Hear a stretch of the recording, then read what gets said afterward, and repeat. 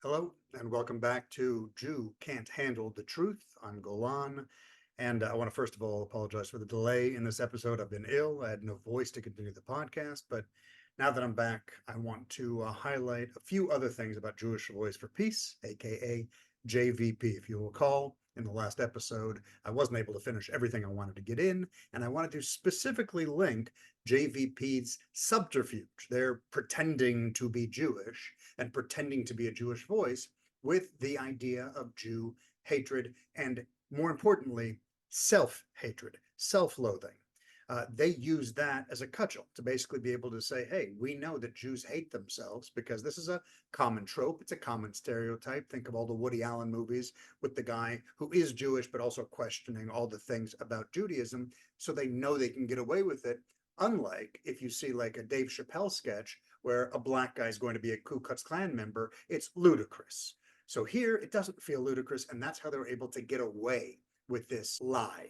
So first of all, if you haven't seen the last episode, please go check it out. It's 45 minutes of details about how JVP is not a Jewish founded or Jewish run organization. They don't speak for the vast majority of the Jewish people. Only about 5% of the world's Jews actually think Israel shouldn't exist, which I'll get into in a little bit. And they are an organization that absolutely does not want peace. They are not interested in it, and they don't do anything to push towards peace, even when they are calling for things like a ceasefire. And even if they did want peace, they certainly don't want a peaceful solution between the Jews and the Muslims in the Holy Land. It's important to note that I did these two episodes not simply to out JVP as a total fraud of an organization, which it is, but also to shine a light on all the organizations out there that claim to speak for the Jews in an effort to make the, let's say, research allergic who get their information and news and for policy ideas and probably everything else they claim to think, but are simply parroting from TikTok or TikTok adjacent sites. And there are a lot of them. There's If Not Now, another pretend Jewish organization that celebrates suicide bombers and exalts terrorists and cheers on Hamas. And then there's Natura Carta, a super fringe group of religious zealots that wants the Mashiach, the Messiah, to return to earth and start the rapture, and believe it can't happen until Israel is destroyed as prophesied in some of the holy books. Just to give you an insight, in the Bible, Israel fights the battle of Armageddon against a Satanistic dictatorship. This is a prediction of what's to come. So when they're overwhelmed, then Megiddo and Jerusalem will fall, and the Jews have to escape into the mountains. The world's savior will return to save Israel, like a Jesus type, depending on what you believe. And only then will the righteous be rewarded for their dedication, and the wicked will fall. Yeah, that's what Natura Carta is looking for. So whenever you see someone in your mentions throwing out yeah, but this Jew hates the idea of Israel continuing to exist and thinks the Palestinians should take over, even if Hamas is still in power, you can let them know that it's because that group is hoping the Muslims will attack Israel, overwhelm it, and the Jews will have to flee, and the Messiah will come back. Let them know that they're siding with crazies who are not on anyone's side, so just stop. By the way, this is a real thing. Someone I know, a very educated, professional, quote unquote, friend of many years, actually said to me, referencing the Natura Carta, just 0% doing any research before they just fire these off to whoever they feel like. It's depressing. Anyway, all of these groups exist, and they are qualified under the header of pro-Palestinian organizations for a reason. They are against the Jewish state. Of the more or less 5% of worldwide Jews who are against Israel, and unfortunately they are some of the most vocal Jews out there, you will find that the majority of them are self-haters. Now, I wanted to touch on this topic before I continued on with JVP, because as I said earlier, JVP uses the idea of Jewish self-hatred as a camouflage for why they exist. Self-hating Jews or self-loathing Jews are what's known in technical terms as auto-anti-Semites. Of course, every group that exists has people who question that group's motives or that group's morality. But the real concept was solidified just as the rise of Nazi Germany was happening by a German author named Theodor Lessing. One argument that I hear a lot when it comes to these quote unquote Jewish groups that hate Jews is that they're not anti-Jewish, but rather anti-Israel's policies, and that criticizing Israeli government does not qualify as anti-Jewish. Funny thing is, I totally agree with that. I myself have been very critical of a lot of the policies of the Israeli government ever since the last time I was still living in Israel, and even through the time that I was in the Israeli army. But there is a massive difference between criticizing Israeli policy and opposing Israel's very existence. The other part of this is kind of sad. The Jews have been persecuted since time immemorial. They have always been othered. They have always been asked to give up their beliefs. They've always been asked to assimilate or simply to go away.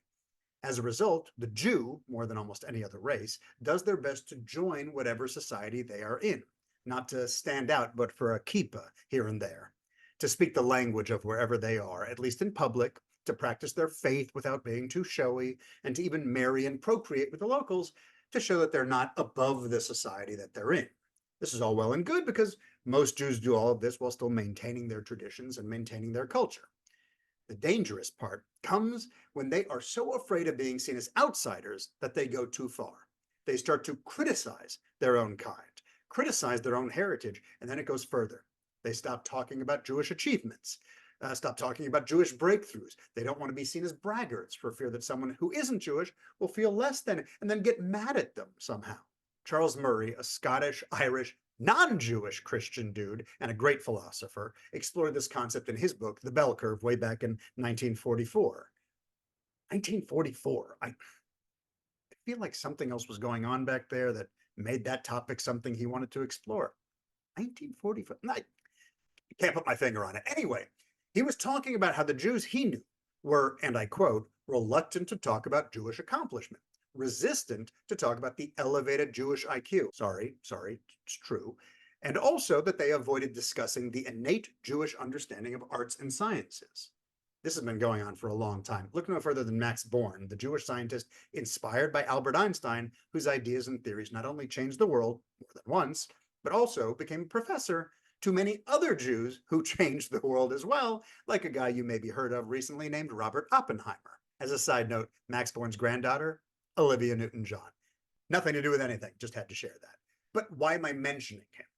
Because after the rise of the Nazi Party in Germany, after he had his professorship stripped away, after he fled to the UK, after he wrote seminal texts, including some still used in classrooms today, after he won the Nobel Prize, his bio read as follows, quote, Born is a German physicist who, as with so many other German scientists, was forced to emigrate in 1933. It goes on from there. But did you see what wasn't mentioned? No mention of being Jewish. Interesting. Just German and just had to emigrate somehow. 1933. Again, I don't remember exactly what was going on. The question I'm positing is if it was left out because he was trying to be a German or British or a scientist or anything except Jewish. This fear of claiming our true identity, because if we push it away, we might be more accepted, is borne out by Einstein's comments just a few short decades before Born left being a Jew out of his biography. Einstein said, and I quote, if my theory of relativity is proven successful, Germany will claim me as a German, and France will declare that I am a citizen of the world. Should my theory prove untrue, France will say that I am a German, and Germany will declare that I am a Jew. All of this is to say that I get the fear. I get the desire to deny who we are as defense against a harsh and bigoted world. Where I take umbrage is where the people really start to believe their own self-hating bullshit. When Jews speak up against the existence of the state of Israel, when anyone does that, they are speaking up against Judaism. Period. There is no second option. Telling a race that they are not allowed to have a connection to their ancestral motherland, to their indigenous home, is colonialism writ large. The morons marching against colonialism and for the Palestinians at the same time couldn't be more of a clown show, couldn't be more ignorant, and couldn't be more racist. Brown University actually recently has been an interesting case study in this. This particular university teaches classes in which professors explain that Jewish people and their history are synonymous with colonialism, despite there being zero evidence to this claim. At Brown, students are taught the Jews are not a legitimate people, they do not have the right to self-determination, and the Jewish history in the land of Israel, simply a mythology, nothing more. I won't go too far into this, except to say three more things because I kind of have to. They're the three things that shocked me the most in researching this. One is that a professor in Brown's Palestinian Studies department paraphrased Hitler's Mein Kampf in one of his classes, that's always special, by calling Zionism a business of theft. Second is that another professor teaching a class hilariously but tragically called Anti-Semitism, Racism, and Anti-Zionism said that Jewish mobs, prepare yourself, he called them Kristallnacht mobs. Just Let that sink in for a second. Anyway, he said these Jewish mobs were thirsty for Palestinian blood. Well, that's just straight blood libel. Cool. And the third thing, finally, that after October 7th, a visiting lecturer who had visited many times, particularly in the Palestinian studies classes, said that raping girls, burning grannies alive, slicing open pregnant women, cutting little kids into pieces, all that was Palestinians standing boldly in the face of colonial fascism. Wow. I, wow. Way to go, Brown University. So is it any surprise that besides the letters published by self-loathing Jews in Brown, defending genocidal chants of From the River to the Sea, practicing Holocaust inversion, and calling for racist BDS activism, another Brown publication with what they called institutional support by the university published recently their anti-oppression platform. Quote, "We stand against," it reads, "the perpetuation of white supremacy, cis-heterosexism, ableism, classism, discrimination on the grounds of religion, imperialism, xenophobia, colonialism, Zionism, and all other systems of oppression, bearing in mind that this is not an exhaustive list." Yeah, that's right. They not only removed something that had been on there in the past, anti-Semitism, that's gone as of this year, they also added Zionism alongside imperialism and xenophobia. And they had the gall to do it without even capitalizing the Z. Come on, a little respect on your anti-Zionism, please. For those of you who don't know, Zionism is named after Zion, the biblical name for Jerusalem, which is mentioned over 600 times in the Jewish Bible. Jerusalem was and is the capital of the Jewish state that was once known as half Israel and half Judea. Both should sound familiar. Israel is Israel. Judea, Jews. Just for the historical record, the upper half of this united monarchy, known as Israel, was attacked and destroyed by the Assyrians in 722 BC. The lower half, known as Judea, was attacked in 5097 BC, when the Babylonians dragged the Jews off to be slaves, as usual. Just in case anyone's wondering about the history or who was in a particular land first, just thought I'd mention it. Anyway, with those attacks, the Jews had to figure out how to hang on to their connection to Israel, even though they couldn't physically be there. There's a guy named Jeffrey Katz. He's a historical scholar on race and society. He points out that the Jews, quote, developed an entire system on how to be Jewish outside of Judea. And that, quote, one of the biggest components of those teachings, still followed today, was about their land, Israel. He points out that Jews who couldn't be in the Jewish homeland prayed facing Jerusalem, would make pilgrimages to the remaining wall of the temple, now known as the Western or the Wailing Wall, and would continue celebrating holidays according to the lunar calendar, no matter where they lived or what calendar they used where they were. This was all done with the hope that someday they would get their ancestral land back and not have to play this game of figuring out how to be Jewish outside of Israel. Unfortunately for the Jews, this was not the only time that happened. They had to figure out how to be Jewish away from home over and over and over and over and over again. For some, they got comfortable being outside of Israel. Many of the Jewish critics of Israel today feel that way. They're like, this is fine. I don't need Israel. I have, Detroit or whatever. Actor David Krumholtz, for example, recently played famed Zionist and Orthodox Jew Isidore Isaac Rabi in the well-received Oppenheimer film. We were just talking about Oppenheimer. The film, interestingly enough, is slyly about how the evil within the establishment seek to wrest power away from the weak by othering the Jews.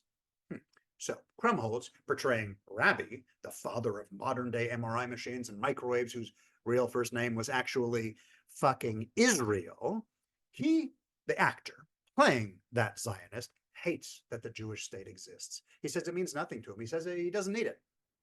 You know who else felt that way? The real Jews of Germany and Poland. For a time, anyway. Oops. You know who else felt that way? The Jews of Iraq and Yemen felt that way. Also for a time. Oops again, I guess. The Jews of Russia felt that way. Of England, of France, of Portugal, of Spain. All of them for a time, until the axes and the fire came. Oops, I guess. The only thing the Jews could hope for, even those that didn't realize it, was that someday we would get Israel back, and then we could have a land of our own, a land where we couldn't be kicked out of, like we had time and time and time again. And we're not talking about just the ancient past. Forget that the Holocaust only happened like 80 years ago. I'm talking about the Jews in the diaspora, needing Israel as a safe haven even more recently than that. like what happened in France in the 2000s and 2010s to the Jews who said, I don't need Israel, I'm French. And then, as it usually does, anti-Semitism rose steeply, and thousands of those very French Jews fled to Israel. As recently as 2019, National Geographic published an article entitled, Things Have Only Gotten Worse. French Jews are fleeing their country. Or let's go even more recently. The Jews of Oakland of right this fucking second are pulling their kids out of local schools because the teachers and administrators in Oakland have let their masks slip, with locals saying things like, quote, the notion that October 7th was a massacre of Jews is a fabricated narrative. Wow. They also voted down condemning Hamas for their atrocities, saying that they are just the, quote, armed wing of the unified Palestinian resistance, and that to call them a terrorist organization would be, quote, playing into genocidal propaganda, and another quote, very anti-Arab racism. So, as a result, many Jews are leaving the area. As America becomes gripped by this fascist, genocidal terrorist ideology, the more likely these families and many others from around the country, and indeed the whole world at this point, are going to need Israel. Even if today they don't think they do. It's kind of the whole damn point of the place. Someone wrote to me this week in defense of the dismantling of Israel saying, I'm a Christian and I don't have my own country. I'm sure that person won't be watching this podcast, but for those of you who are actually open to learning something new, let's review that comment.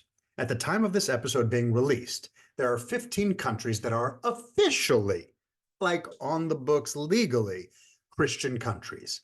28 other countries legally prefer Christianity. But there are 158 countries in which Christians are the majority. Let's look at Muslims. Muslims are the majority in 55 countries, and it's the official religion on the books of 26 countries. The only country in the world that has a majority Jewish population is Israel, which means that if any of those Christian countries or Muslim countries is attacked, taken over, or destroyed, there are 157 other countries where Christians can find refuge and 54 other countries where Muslims can find refuge. If Israel is attacked, taken over, or destroyed, then the Jews have, let me just do some math real quick, carry the one, oh yeah, 0 places to find refuge. This puts them at the mercy of non-Jews. And sorry, non-Jews, but history has shown us many, many times why, while you sometimes seem nice, we can't trust you long term. As artist Mark Clamage put it, quote, the lesson of the past 1800 years is that welcoming Gentile hosts can turn in a heartbeat and become vindictive monsters. He gives an anecdote that I think is apt to today. The king of Poland invited the Jews into his country. This is after they'd already done a bunch of stuff, killing a bunch of them, kicking a bunch of them out. This is the new king in the new Poland, invited the Jews in. Why? Because he knew that if he invited the Jews in, with the Jews comes civilization. And they could help improve the economy, raise the standards of living, et cetera, et cetera. And they did. Poland was an awesome place. They actually called it the second land of milk and honey for 200 years. Everything peachy keen, Jews lived in harmony, and it only took a few decades for Poland to turn into the most anti-Semitic country on the planet. It's a good example because back then, like today, false blood libel against the Jews was spread. The Jews were blamed for pogroms being launched against them. And when the local government failed to protect the Jews, they started to leave Poland. That time for the United States, since Israel had not been returned to us yet. Out of the millions that had been in Poland, post the Holocaust, about 10,000 are left. Almost nothing. By the way, I mentioned all those countries that officially have Christianity and officially have Islam as their religion. Israel has no official state religion. It's really important to mention this. The reason Israel is the Jewish state is because of the Jews' racial and historical connection to the land. As PBS put it in one of their documentaries, the land of Israel was the birthplace of the Jewish people. It's not because of a magic bearded dude in the sky. In fact, as of last count, more than 20% of the country's Jews were not religious. The bigots who are anti-Jewish are not necessarily anti the religion of Judaism, but they are very much anti the race of Judaism, which is far worse. On the bright side, now we have something to say when we're responding to their hatred. It's really clear. We can just say racism, because that's what it is. Let's make this easy by stepping outside my bubble and quoting a learned Black scholar who I think is still considered an authority on racism. His name is Martin Luther King Jr. He said, quote, "When people criticize Zionists, they mean Jews. You're talking anti-Semitism," unquote. He went on to say that, quote, "Peace for Israel," and listen carefully to MLK Jr., "peace for Israel means security, and we must stand with all of our might to protect its right to exist, its territorial integrity. I see Israel," said MLK, and never mind saying it, "as one of the great outposts of democracy in the world, and a marvelous example of what can be done, how desert land almost can be transformed into an oasis of brotherhood and democracy. Peace for Israel means security, and that security must be a reality," unquote. It's a long quote, but I wanted you to hear the whole thing because that dude, pretty smart, knows what he's talking about. And weird that the movie about his life totally omitted his best friend, the rabbi. For some reason, the Jew haters marching all over the world today ignore anything that doesn't line up with their Jew hatred. I guess that also means they just don't listen to one of their great leaders. But the lies keep growing and being disseminated, and every other post I read these days is a copy paste of the same Hamas talking points without critical thought applied in the least bit. The whole thing reminds me of a saying by the author W. Somerset Maugham. Quote, "If 40 million people say a foolish thing, it does not become a wise one." People like to tell me, look at how many people are marching. Look at how many people are tweeting. Look at how many people are, marching for Hamas on college campuses. That doesn't make it right. And it doesn't matter how many people are doing it. It will never make it right.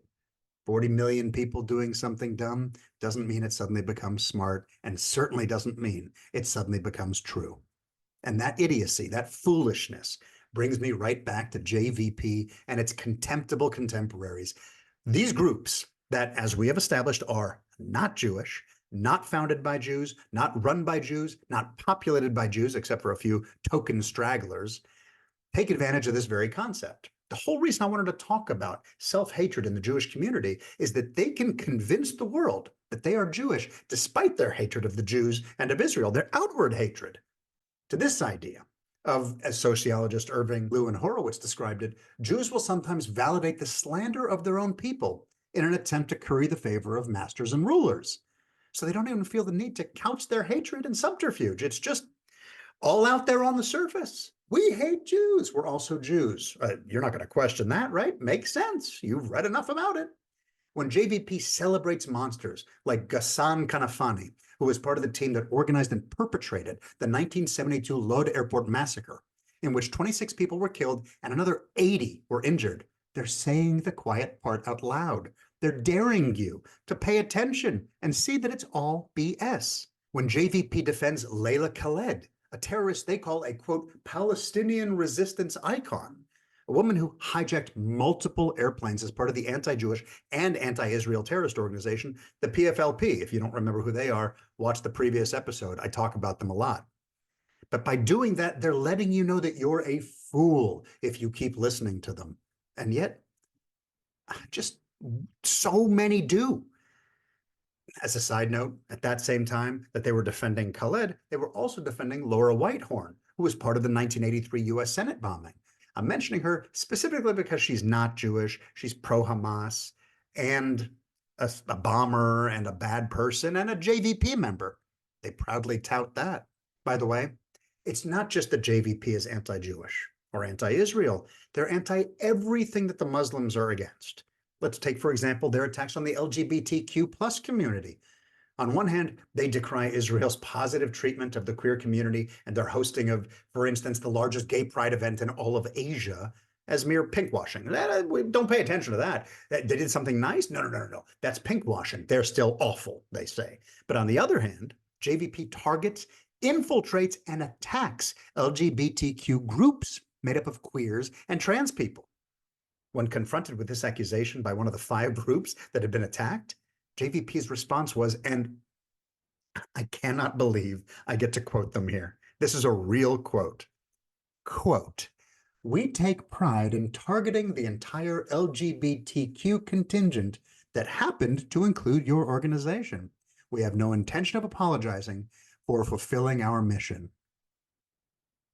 I mean, keep listening, I guess, if you just hate Jews so much that you're willing to accept a fiction that is obviously a fiction. They also love to badmouth Israel for its ban on conversion therapy, in case you didn't know that they were anti-gay. So, yeah.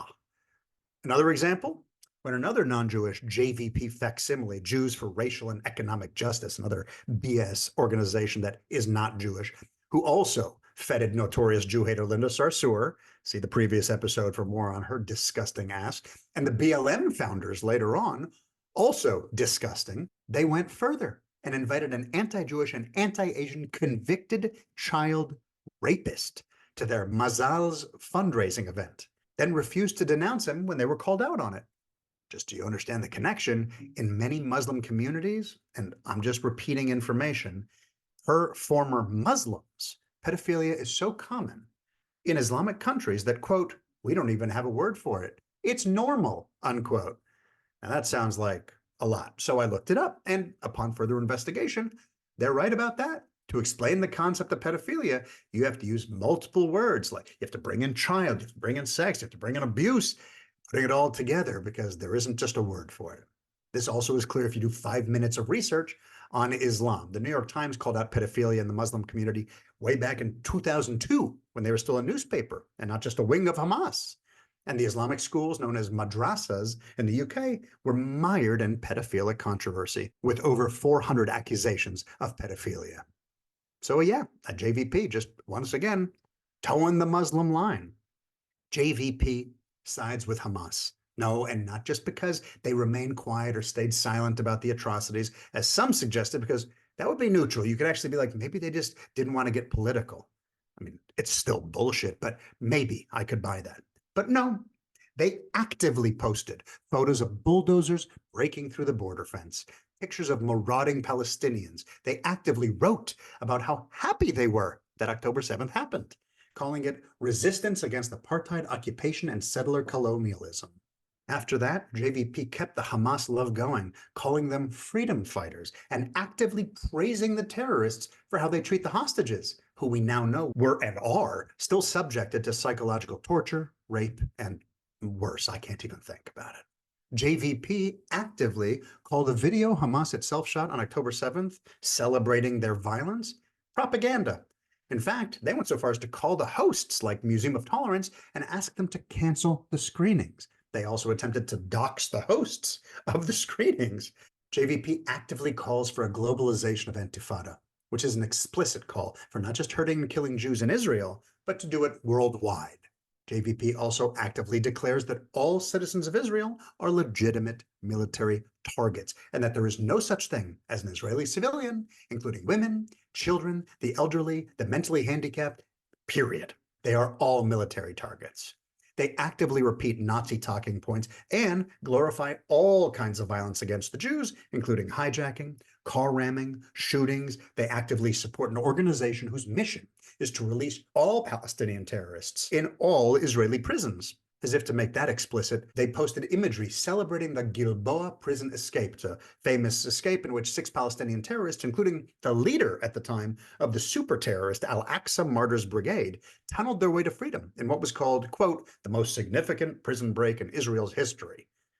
They actively use imagery that honors the murderers of October 7th. They actively use this. You can go look at Jewish Voice for Peace documents and flyers, and you'll see paragliders. You'll see images of terror tunnels. They are not Jewish.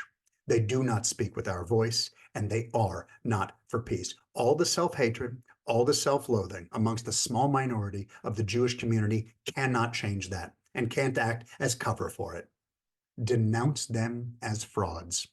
Stop retweeting them. Stop allowing them to dance around in Jew face, wearing our outfits. If the authorities won't stop this, then it's up to all of us to do it, to call them out when we see it. Feel free, link to this episode. Feel free to link to the previous episode when you get pushback from your friends. I will also provide some other links to use to groups doing the work. I thank you, as always, for your time. There's more to come. This fight is just beginning. In coming episodes, we're going to talk about the fiction of the Nakba I have been getting post upon post upon post telling me that that's why I should care. And everything that they're saying is not true. It is steeped in a narrative that is absolutely manufactured. We'll also be talking about settler violence in the West Bank. This is so serious that Joe Biden and Kamala Harris had to actually pass a law banning settlers who are perpetuating violence in the West Bank from entering the United States. Whoa, must be serious. There are a lot of topics coming up that are important.